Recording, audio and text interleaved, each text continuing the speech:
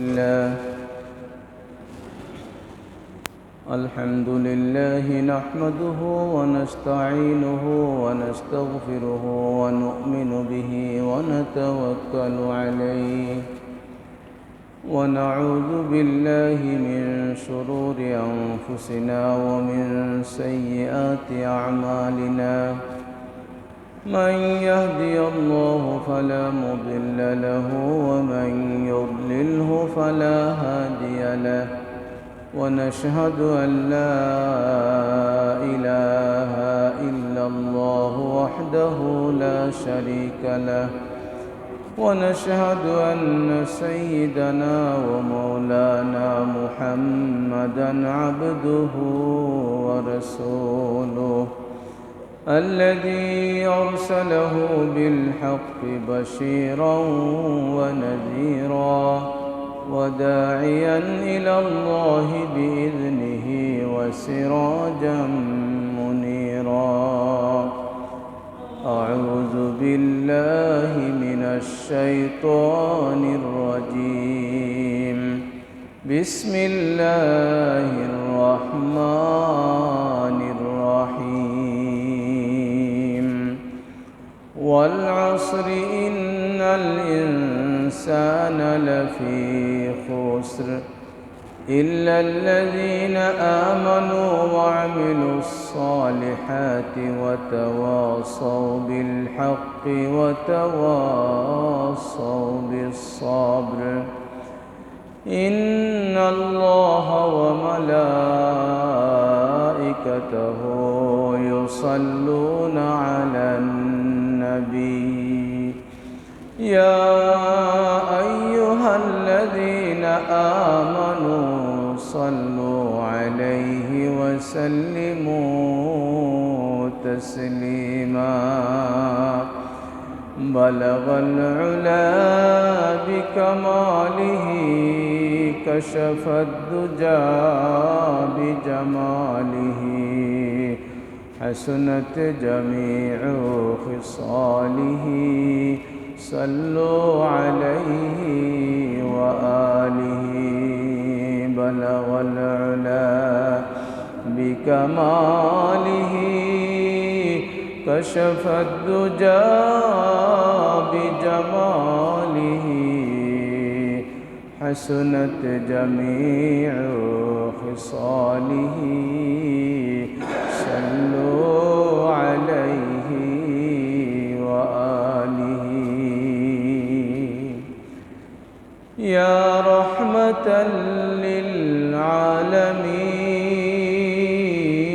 للعالمين أدرك لزين العابدين محبوس أيدي الظالمين في المركب والمزدهم بلغ العلا بكماله كشف الدجى بجماله حسنت جميع خصاله صلوا عليه وآله محمد سيد الكونين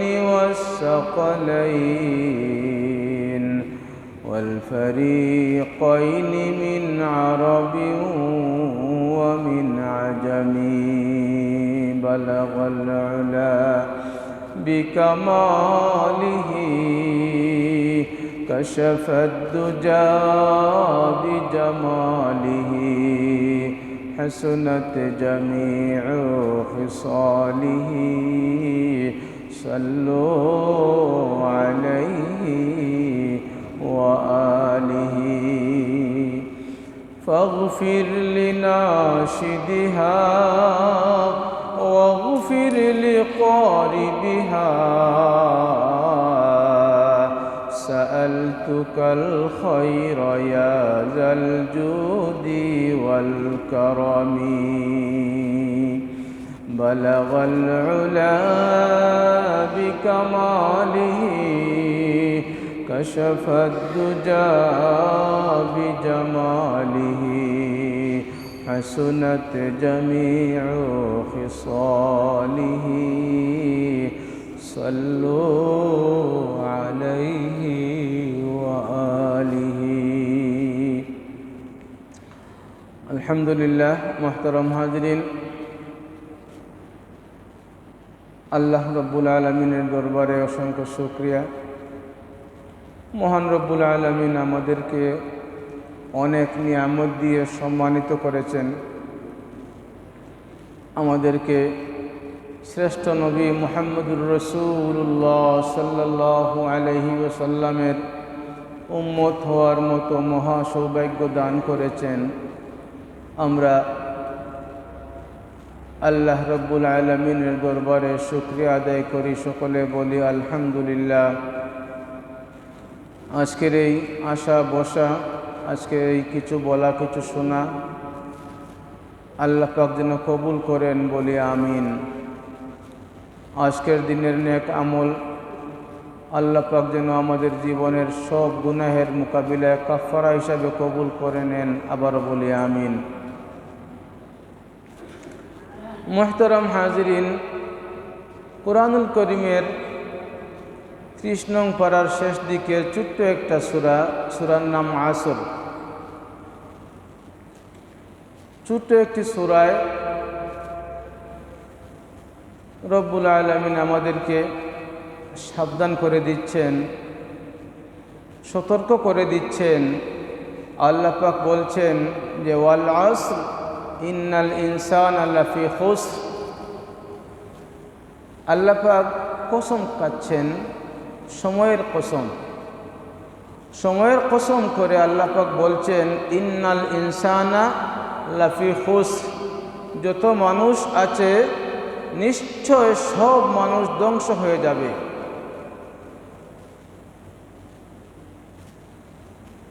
আল্লাহ পাকের কোনো কিছু বলতে হলে কসম খাওয়া কেন দরকার? আল্লাহ পাক এমনিতেই বলতে পারতেন। কুরআনুল কারীমে আল্লাহ পাক বিভিন্ন স্থানে বিভিন্ন জিনিসের, বিভিন্ন বস্তুর, বিভিন্ন জন্তুর কসম করেছেন। এখানে আল্লাহ পাক সময়ের কসম করেছেন। এই সূরা সম্পর্কে ইমাম শাফিঈ রাহমাতুল্লাহি আলাইহি বলেন, যে কোনো মানুষ যদি চায় তার ইহকাল ও পরকাল সুন্দর হোক, কল্যাণকর হোক, ভালো হোক, তাহলে এই একটি সূরা তার জন্য যথেষ্ট। অর্থাৎ কোনো মানুষ যদি এই সূরাতুল আসর নিয়ে চিন্তা ভাবনা করে, গবেষণা করে, আর ওখান থেকে যদি সে শিক্ষা নেয়, এই শিক্ষা যদি সে তার জীবনে বাস্তবায়ন করে, তার ইহকাল ও পরকালে আর কোনো ভয় নাই। সূরাটা এত ফজিলতপূর্ণ সূরা, বরকতময় সূরা। আল্লাহ পরওয়ারদিগারে আলম কসম করে বলছেন, নিজে কসম খেয়ে বলছেন যে ওয়াল আসর, আমি সময়ের কসম নিয়ে বলছি। এই সময়ের কসম কেন? যে আমাদের জীবনের প্রতিটি ধাপ, প্রতিটি ক্ষেত্র, প্রতিটি অবস্থা, প্রতিটি অবস্থান সময়ের সাথে সম্পৃক্ত।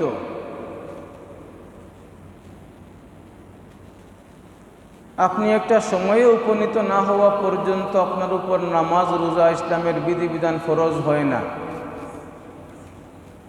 আবার একটি সময় আসবে যখন আপনি লাশ হয়ে যাবেন, আপনার প্রাণপাখি দেহ থেকে বের হয়ে যাবে, তখন আপনার উপর আর ইসলামের কোনো আদেশ নিষেধ, কোনো বিধিবিধান কার্যকর হবে না। আমাদের দৈনন্দিন জীবনের সব কাজকাম সময়ের সাথে সম্পৃক্ত। সূর্যোদয় হওয়ার আগে পড়তে হবে ফজরের নামাজ, এরপরে পড়লে হবে না। সূর্যাস্তের আগে মাগরিবের নামাজ পড়লে হবে না। সূর্যাস্ত না হলে রোজাদার ইফতার করতে পারবে না। রমজানের চাঁদ দেখা গেলেই রোজা রাখবে, শাওয়ালের চাঁদ দেখা গেলে ঈদ উদযাপন করবে। তার মানে আমাদের জীবনের প্রতিটি কাজ, প্রতিটি কর্ম সময়ের সাথে সম্পৃক্ত। এই পৃথিবীতে একজন বুদ্ধিমান মানুষের কাছে সবচেয়ে দামি জিনিস কি? তা হচ্ছে সময়। সময় বড় মূল্যবান একটা জিনিস। এই পৃথিবীতে আমাদেরকে আল্লাহ পাক একটা সময় দিয়ে পাঠিয়েছেন, একটা বড় নিয়ামত দিয়েছেন, আমাদেরকে একটা পুঁজি দিয়েছেন, ব্যবসা করে লাভ করে নিয়ে এসো। পুঁজিটা হচ্ছে সময়। যে যত বেশি সময় পাইল, যে হায়াত যত বেশি পাইল, সে বেশি দিন ব্যবসা করে বেশি লাভ করার সুযোগ পাইল। আল্লাহ পাক এই সময়টাকে আমাদের জন্য পুঁজি হিসাবে দিয়েছেন। এজন্য আল্লাহ পাক রব্বুল আলামিন সময়ের কসম করছেন, ওয়াল আসরি ইন্নাল ইনসানা লাফি খুসর। আল্লাহ পাক সময়ের কসম খেয়ে বলছেন, ইন্নাল ইনসানা লাফি খুসর, নিশ্চয় সব মানুষ ধ্বংস হয়ে যাবে। সব মানুষ ধ্বংসের পথে। সব মানুষের জন্যে ধ্বংস অনিবার্য। ধ্বংস কি? চূড়ান্ত বিনাশ, তার মানে জাহান্নাম। ধ্বংসের শেষ কথাটি হচ্ছে জাহান্নামে যাওয়া। ধ্বংসের ব্যাখ্যা যেভাবেই করেন, যে ভাষায় করেন, শেষ শব্দ হবে জাহান্নাম। তারপর আল্লাহ পাক আমাদেরকে অভয় বাণী শোনাচ্ছেন, একটা সান্ত্বনার বাণী আল্লাহ আমাদেরকে শোনাচ্ছেন। বলছেন, না না, সব ধ্বংস হবে না, ইল্লাল্লাযীনা আমানু ওয়া আমিলুস সালিহাত। যারা ঈমান আনবে, ঈমান যেরকম আনতে হয় ওই রকম যারা ঈমান আনবে। কুরআনুল কারীমে আল্লাহ পাক বলছেন,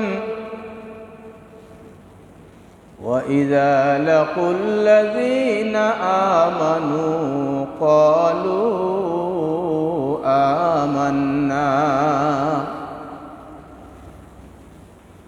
মুনাফিকদের বেলায় আল্লাহ পাক বলছেন, ওরা যখন ঈমানদারদের কাছে যায় তারা বলে আমরা ঈমান আনছি। وَإِذَا خَلَوْا إِلَى شَيَاطِينِهِمْ, যখন তারা তাদের শয়তানদের কাছে যায়, মানে মুনাফিক সর্দারদের সামনে যায়, তখন তারা বলে ইন্না মাআকুম ইন্নামা নাহনু মুস্তাহজিউন। আমরা ঈমান আনি নাই, আমরা তো তোমাদের সাথে আছি, আমরা মুসলমানদের সাথে একটু উপহাস করছি মাত্র। এই ঈমানে কাজ হবে না। রব্বুল আলামিন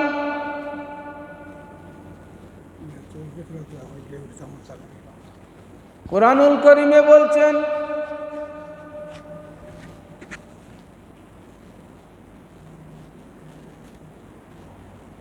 وَإِذَا قِيلَ لَهُمْ آمِنُوا كَمَا آمَنَ النَّاسُ।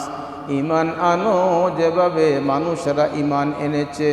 এখানে নাস দ্বারা উদ্দেশ্য সাহাবায়ে কেরাম। আল্লাহ পাক বলছেন, যারা এখনো ঈমান আনো নাই, তোমরা ঈমান আনো। কীরকম ঈমান আনবে? যেভাবে আমার হাবিবের, আমার রসুলের সাহাবীরা ঈমান গ্রহণ করেছে, ওই রকম ঈমান গ্রহণ করো। আল্লাহ পাক বলছেন ইল্লাল্লাযীনা আমানু, তারা ধ্বংস হবে না যারা ঈমান এনেছে, তারা বিনাশ হবে না, তারা জাহান্নামে যাবে না যারা ঈমান এনেছে। ওয়া আমিলুস সালিহাত, আর যারা নেক কাজ ভালো কাজ করেছে।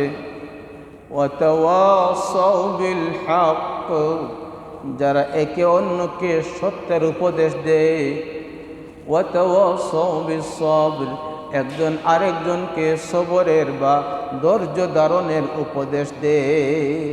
চারটি গুণ, চারটি বৈশিষ্ট্য, চারটি বিষয় উল্লেখ করে আল্লাহ পাক বলছেন এই চারটি কাজ, এই চারটি গুণ, এই চারটি বৈশিষ্ট্য যাদের মধ্যে থাকবে, যার মধ্যে থাকবে, যার মধ্যে পাওয়া যাবে, এই চারটা বিষয়কে মূলধন বানিয়ে যারা জীবন যাপন করবে, না না এরা ধ্বংস হবে না, এরা জাহান্নামে যাবে না।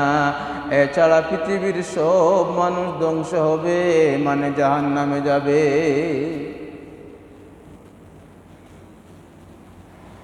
ডিয়ারে হাজরিন, আল্লাহ আমাদেরকে সাবধান করে দিচ্ছেন, যদি বাঁচতে চাও, যদি জাহান্নাম থেকে নাজাত চাও, যদি আমার তৈরি করা সুন্দর জান্নাতে যেতে চাও, এই চারটি কাজ তোমাকে সারা জীবন ভর করতে হবে। প্রথম কাজ হচ্ছে ইল্লাল্লাযীনা আমানু, ঈমান গ্রহণ করা। আমরা ঈমান এনেছি, আল্লাহ পাক যেন আমাদের ঈমানটুকু কবুল করে নেন। সকলে বলি আমিন।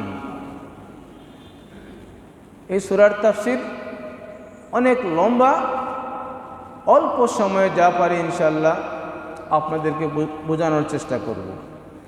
দ্বিতীয় গুণটির নাম হচ্ছে ওয়া আমিলুস সালিহা। এখানেই যত সমস্যা। আমলে সালেহ, নেক কাজ, উত্তম কাজ, ভালো কাজ। যদি আপনাকে বলা হয় আপনি 10টি ভালো কাজের নাম বলেন, আপনি ঠাস ঠাস করে বলবেন নামাজ পড়া, রোজা রাখা, হজ করা, যাকাত দেওয়া, তাসবিহ পাঠ করা, ওযু করে ঘুমানো, মানুষকে খাওয়ানো, এই কাজগুলো শুধু আপনি বলবেন। এর বাইরে অনেক ভালো কাজ আছে যেগুলোকে ভালো কাজ বলে অনেকে জানেই না।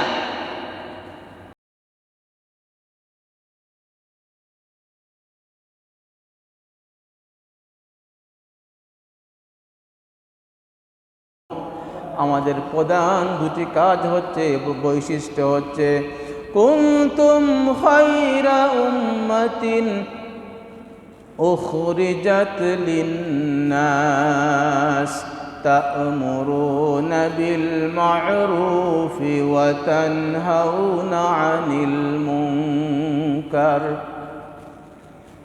উম্মতে মুহাম্মদ সম্পর্কে আল্লাহ পাক বলছেন কুনতুম খায়রা উম্মাতিন উখরিজাত লিন্নাস, তোমরা হচ্ছ শ্রেষ্ঠ উম্মত, পৃথিবীর সব মানুষের কল্যাণের জন্য তোমাদেরকে বের করা হয়েছে, বাছাই করে নিয়ে আসা হয়েছে। উখরিজাত লিন্নাস, বের করা হয়েছে, বাছাই করা হয়েছে পৃথিবীর সব মানুষের কল্যাণের জন্যে। পৃথিবীতে তোমাদের প্রধান দুটি কাজ হচ্ছে তা'মুরুনা বিল মা'রুফ ওয়া তানহাউনা আনিল মুনকার, তোমরা ভালো কাজের দিকে মানুষদেরকে ডাকবে, আহ্বান জানাবে, ভালো কাজ নিজে করবে, মানুষদেরকে ডাকবে, মন্দ কাজ নিজেও করবে না, কেউ করতে দেখলে সাধ্য অনুযায়ী তাকে বাধা প্রদান করবে। তা'মুরুনা বিল মা'রুফ ওয়া তানহাউনা আনিল মুনকার, এই দুটি কাজ করার জন্যেই আল্লাহ আমাদেরকে শ্রেষ্ঠ নবীর উম্মত করেছেন। এই দুটি কাজ নিয়েই আমরা পৃথিবীতে এসেছি। আপনার 30, 40, 50, 60, 70, 80 বছরের জীবনে, 90 বছরের জীবনে এই কাজ কতটুকু করতে পারছেন? তা কি কখনো চিন্তা করেছেন? হযরত লুকমান হাকিম ওনার ছোট্ট ছেলেকে উপদেশ দিতে গিয়ে বলেছেন, ইয়া বুনাইয়া আকিমিস সালাহ, হে আমার আদরের ছেলে, তুমি নামাজ কায়েম করবা, ওয়া আমুর বিল মা'রুফি ওয়ানহা আনিল মুনকার, আর ভালো কাজের দিকে মানুষদেরকে ডাকবে, মন্দ কাজ থেকে মানুষদেরকে বাধা প্রদান করবে। ওয়াসবির আলা মা আসাবাক, আর এই কাজটা করতে গেলে তোমাকে বিভিন্ন বাধার সম্মুখীন হতে হবে। এমত অবস্থায় তুমি সবর এখতিয়ার করবা, তুমি ধৈর্য ধরবা, অধৈর্য হইও না। এই যে তা'মুরুনা বিল মা'রুফ, ভালো কাজের আদেশ দেওয়া, এই কাজটা অনেকটাই সহজ, কোনো বাধার সম্মুখীন অনেক ক্ষেত্রে হতে হয় না। আপনি একজনকে ভালো কিছু কথা বললেন যে ভাই, আল্লাহ তো অনেক টাকা পয়সা দিয়েছে, আর দেরি না করে হজটা করেন, সে আপনাকে গালমন্দ দিবে না, আপনার কথা সে মানুক আর নাই মানুক আপনাকে পিটাবে না। কিন্তু যখন মসজিদে আজান হয়েছে, একজন মুসলমান দোকানদারকে আপনি যদি গিয়ে বলেন, ভাই আজান হয়েছে, আর দেরি না করে তাড়াতাড়ি দোকানটা বন্ধ করেন, এখানে সমস্যা হলে হতেও পারে, পারে কি না?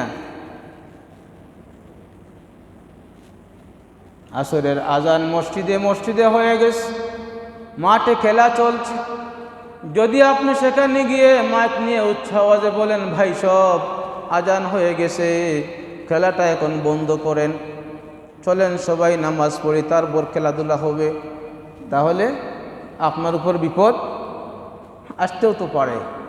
তারা তো আপনার কথা শুনবেই না, বিপদ আসতে পারে। এজন্য লুকমান হাকিম ছোট্ট ছেলেকে উপদেশ দিয়ে বলেন, ইয়া বুনাইয়া আকিমিস সালাহ, আমার আদরের ছেলে, তুমি নামাজ কায়েম করবা, ওয়া আমুর বিল মা'রুফ, ভালো কাজের দিকে মানুষদেরকে ডাকবা, ওয়ানহা আনিল মুনকার, মন্দ কাজ থেকে নিষেধ করবা। আর এই মন্দ কাজ থেকে নিষেধ করতে গেলে তোমার উপর বিভিন্ন বাধা আসতে পারে, তুমি বিভিন্ন রকমের বাধা বিঘ্নের সম্মুখীন হতে পারো। এমত অবস্থায় তুমি অধৈর্য হইও না, এই অবস্থায় তোমাকে সবর করতে হবে।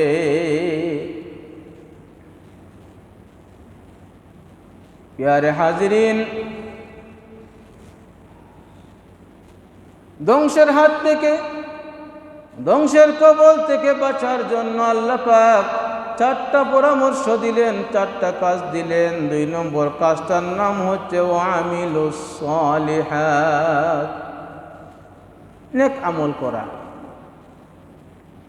এই ব্যাখ্যায় মুফাসসিরিনে কেরাম লিখেছেন যে নেক আমল শুধু আপনি নিজে নিজে করলে হবে না, আপনাকে নেক আমল করতে হবে আপনার পাশে যারা আছে, পরিবারে যারা আছে, নিকটে যারা আছে, দূরে যারা আছে, যতটুকু আপনার সময়ে সাধ্য কুলায় অতটুকু পর্যন্ত আপনি এই মিশন অব্যাহত রাখতে হবে যে আসেন ভালো কাজ করি, আসেন ভালো কাজ করি, আসেন ভালো কাজ করি।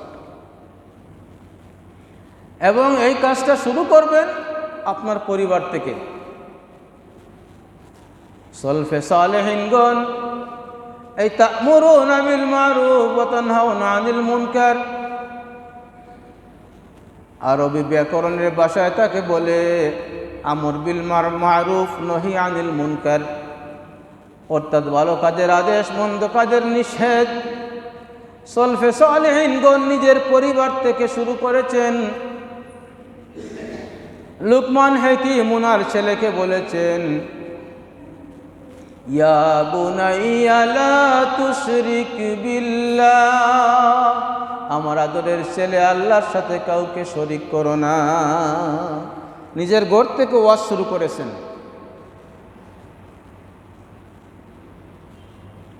হাজিরিন কেরাম, সামিন আযম, ভালো কাজ নিজে করতে হবে, আপনার পরিবার পরিজন, ছেলে মেয়ে, স্ত্রী, ভাই বোন, কাজের লোক, কাজের বুয়া, দোকান অফিসের কর্মচারী, মিল ফ্যাক্টরির কর্মচারী, এই সকলের কাছেই দাওয়াত আপনাকে পৌঁছাতে হবে।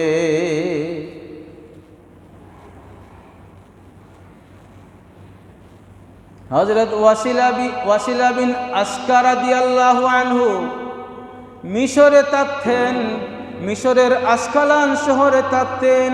কোনো না কোনো কারণে ওনার ছেলেকে বন্দি করা হলো ইতালির রোমে ওই রাজধানীর কারাগারে ওনার ছেলে বন্দি হলো। মিশর থেকে ইতালি অনেক দূর। যখন নামাজের সময় হতো, বাড়ির দক্ষিণ দিকের উঁচা দেয়ালে দাঁড়িয়ে রুমের দিকে মুখ করে পিতা ছেলের নাম ধরে ডাকতেন, ডাকে বলতেন, বাবারে নামাজের সময় হয়ে গেছে, বাবারে তুমি নামাজ পড়ো, নামাজের সময় হয়ে গেছে। অনেক দূর। পিতার অভ্যাস ছিল যখন নামাজের সময় হতো ছেলেকে বলতেন, বাবারে নামাজের সময় হয়ে গেছে। ফজরের আজান হয়ে গেলে পিতা পুত্রের কামরায় গিয়ে আদর ও স্নেহ মমতা দিয়ে মায়া ভরা কণ্ঠে ডেকে ডেকে ডেকে বলতেন, বাবারে উঠো, নামাজের সময় হয়ে গেছে। কিন্তু আজ ছেলে কারাগারে বন্দি, অনেক দূরে, ছেলেকে কে ডাকবে? ওখানে কি আজান হয় কিনা, আজানের আওয়াজ তার কানে পৌঁছবে কিনা তা ওনার জানা নেই। তাই বাড়ির দক্ষিণ দিকের দেয়ালে দাঁড়িয়ে রুমের দিকে মুখ করে ছেলের নাম ধরে ডাকেন আর বলেন, বাবারে ফজরের নামাজের সময় হয়ে গেছে, উঠো, নামাজ পড়ো। জোহরের ওয়াক্তে আবার ডাকেন, আসরের ওয়াক্তে আবার ডাকেন। যতদিন ছেলে কারাগারে ছিল ততদিন নামাজের সময় বাড়ির দক্ষিণ দিকের উঁচু দেয়ালে দাঁড়িয়ে ওই দিকে মুখ করে ছেলের নাম ধরে মায়া ভরা কণ্ঠে ডেকেছেন আর বলেছেন, বাবারে আসরের নামাজের সময় হয়ে গেছে, নামাজ পড়ো। এই ডাকের মধ্যে দুনিয়াবি কোনো স্বার্থ ছিল না, ছিল আল্লাহর ভয়। এজন্য আল্লাহ পাক কবুল করে নিয়েছেন। অনেকদিন পর ছেলে কারাগার থেকে মুক্তি পেয়ে বাড়িতে আসলেন। বাবা বললেন ছেলেকে, আমি নামাজের সময় তোমাকে ডাকতাম আর বলতাম, হে আল্লাহ এত দূর, জানি আমার আওয়াজ পৌঁছাবে না, আমার গলার আওয়াজটা আমার ছেলের কানে তুমি পৌঁছিয়ে দাও। বাবা আমি এরকম ডেকেছিলাম, তুমি কি শুনতে পেয়েছো? ছেলে বলে, আল্লাহর কসম, যতদিন কারাগারে ছিলাম আমি অন্ধকারে ছিলাম, অজানা কামতের ব্যবস্থা নাই, জানতাম না, শুনতাম না। কিন্তু যখনই নামাজের সময় হতো পিতা আপনি আমাকে ডাকতেন। আল্লাহর কসম, রুমের কারাগার থেকে আপনার গলার আওয়াজ আমি শুনে শুনে নামাজ আদায় করেছি।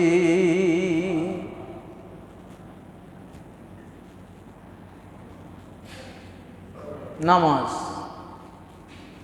মুহাম্মদুর রাসূলুল্লাহ সাল্লাল্লাহু আলাইহি ওয়াসাল্লাম ইন্তেকালের আগ মুহূর্তে দুইটা কথা গুরুত্ব সহকারে বারবার বলেছেন। একটি হচ্ছে নামাজ, নামাজ, সালাত, সালাত। আমার উম্মতেরা তোমরা নামাজ ছেড়ে দিও না। আরেকটি বলেছেন, তোমরা অধীনস্থ মানুষদের ব্যাপারে সাবধান থাকো। তোমার অধীনে যে বাজারা থাকবে সাবধান, তাদের সাথে কখনো জুলুম করবে না। 10 মুহররম ইমাম হুসাইন রাদিয়াল্লাহু আনহু কারবালার ময়দানে শাহাদাত বরণ করার আগ মুহূর্তে জোহরের নামাজের সময় হয়ে গেল। ইয়াজিদের বাহিনীর প্রধান শিমারের কাছে সংবাদ পাঠালেন যে জোহরের নামাজ হয়ে গেছে, শিমারকে বলো একটু সময়ের জন্য যুদ্ধ থামাতে, যাতে আমি জোহরের নামাজটা আদায় করতে পারি। কিন্তু না, তারা নামাজের বিরতি দিল না। তাদের মুখেও দাড়ি ছিল, তাদের নামের আগেও মুহাম্মদ ছিল, তারাও মুসলমান ছিলেন, তাদের গায়েও পাঞ্জাবি ছিল, কিন্তু তারা নামাজের বিরতি দেয় নাই। ইমাম হুসাইন রাদিয়াল্লাহু আনহু নামাজ কাজা করেন নাই। যুদ্ধ চলাকালীন সময়ে যেরকম নামাজ পড়া দরকার ওইভাবে জোহরের নামাজ পড়েছেন, তারপরে যুদ্ধ করেছে। আফসোস লাগে যে নামাজ ছাড়া কোনো মুক্তি নাই। একজন মানুষ মুসলমান না অমুসলিম, তার পরিচয় হচ্ছে নামাজ। নামাজ পার্থক্য করে দেবে।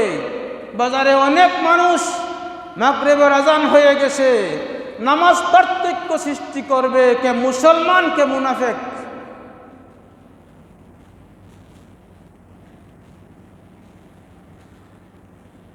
আমার যুবক ভাইরা রে, প্রতিদিন 5 বার মসজিদ থেকে তোমাকে ডাকা হয়, তার মানে আল্লাহ ডাকেন। আওয়াজটা যদিও মুয়াজ্জিনের হয়, প্রকৃতপক্ষে আওয়াজটা আল্লাহর পক্ষ থেকে, এখান থেকে ডাকা হয়। মুসলমানরা, যুবকেরা মসজিদে আসো, হাইয়া আলাল ফালাহ, হাইয়া আলাল ফালাহ। ও যুবকেরা মসজিদে আসো, এখানে আসলেই তুমি সফল হবে, এখানে আসলেই তুমি সফল হবে। মসজিদে আসো, এখানে আসলেই তুমি সফল হবে। সফলতার চূড়ান্ত পর্যায়ে তুমি পৌঁছলে মসজিদে আসো। আর রহমতের ফেরেশতারা লম্বা লম্বা খাতা হাতে নিয়ে, কলম রেডি করে মসজিদের দরজায় দাঁড়িয়ে থাকেন আপনাকে স্বাগতম, শুভেচ্ছা জানানোর জন্য। আল্লাহ ডাকেন, এখানে আসো। আমার যুবক ভাই টেলিভিশনের সামনে মেসির খেলা দেখতে বসে থাকে। হ্যাঁ, আল্লাহ ডাকেন, এদিকে আসো আমার প্রিয় বান্দা, মসজিদে আসো, আমি তোমার সাথে একান্তে কিছু আলাপ করতে চাই। নামাজের ভিতরে বান্দা আল্লাহর সাথে আলাপ করে। এজন্য নামাজে সূরা ফাতিহার পরে যে কেরাতি পড়া হোক না কেন, ফাতিহা পড়তে হবে। এবং নামাজে সূরা ফাতিহা ধীরে ধীরে পড়াই উত্তম। এক আয়াত পড়বেন, একটু থামবেন, আল্লাহকে কথা বলার সুযোগ দেবেন। আপনি এক কথা বলবেন, জবাবে আল্লাহ এক কথা বলবে, এটাই তো আলাপ। আসসালাতু মিরাজুল মুমিনিন, নামাজ হচ্ছে মুমিনের জন্য মেরাজ। মসজিদের দরজায় ফেরেশতারা কাতা হাতে নিয়ে বসে থাকেন। আপনি আসবেন, আপনার নাম নামাজের তালিকায় লিখবেন। আপনি আসবেন, আপনার গুনার বোঝা আলাদা করে মসজিদের বাইরে রেখে আপনাকে পুত পবিত্র অবস্থায় আল্লাহ পাকের সাথে কথা বলার সুযোগ করে দিবেন। তারা অপেক্ষা করেন, আপনি আসেন না। ফজর গেল, আপনি আসলেন না। জোহরে আল্লাহ আবার ডাকেন, হাইয়া আলাল ফালাহ, আসো, তাড়াতাড়ি আসো, এদিকেই কল্যাণ, আপনি আসেন না। আসরে আবার ডাকা হয়, মাগরিবে আবার, এশায় আবার। এরকম প্রতিদিন 5 বার। সপ্তাহ যায়, মাস যায়, বছর যায়, আল্লাহ রাগ করেন না, আবার আপনাকে ডাকে।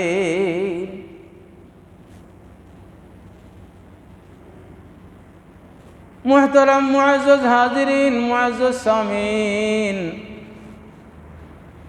আল্লাহ ডাকেন, ডেকে বলেন, বান্দারে এদিকে আসো, নীরবে কিছু কথা বলতে চাই, তোমার গুনাহ মাফ করে তোমাকে পবিত্র বানাতে চাই। আমি তোমার জন্য জান্নাত তৈরি করে রেখেছি, তোমাকে জান্নাতের অধিকারী বানাতে চাই, তুমি এদিকে আসো। যুবক আসে না, দোকানে বসে থাকে, আরামে ঘুমিয়ে থাকে। কারণ আমাদের ঈমান কামিল পর্যায়ে পৌঁছায় নাই। জান্নাতটা কি আমরা জানি না, জান্নাতে গেলে আমি কি পাবো,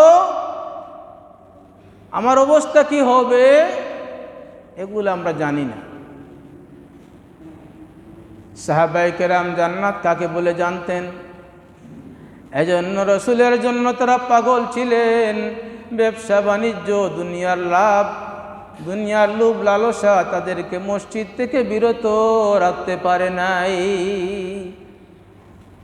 অন্ধ হলে মসজিদে এসেছেন, অসুস্থ হলে মসজিদে এসেছেন, ব্যবসা রেখে মসজিদে এসেছেন, পেটে পাথর বেঁধে মসজিদে এসেছেন, নামাজ আদায় করেছেন, যুদ্ধ চলাকালীন সময়েও নামাজ আদায় করেছেন, কারণ তারা জানতেন জান্নাত কত বড় নিয়ামত। জান্নাত কি, আর জান্নাতে যারা যাবে তাদের অবস্থা কি হবে, তাদের গুণ বৈশিষ্ট্য কি হবে, ইনশাআল্লাহ আগামী জুমার দিনে এই বিষয়ে আলোচনা করব। ততক্ষণ পর্যন্ত আল্লাহ পাক যেন আপনাদের সকলকে ভালো রাখেন, সুস্থ রাখেন। ওয়া আখিরু দাওয়ানা আনিল হামদুলিল্লাহি রাব্বিল আলামিন। দুরূদ শরীফ।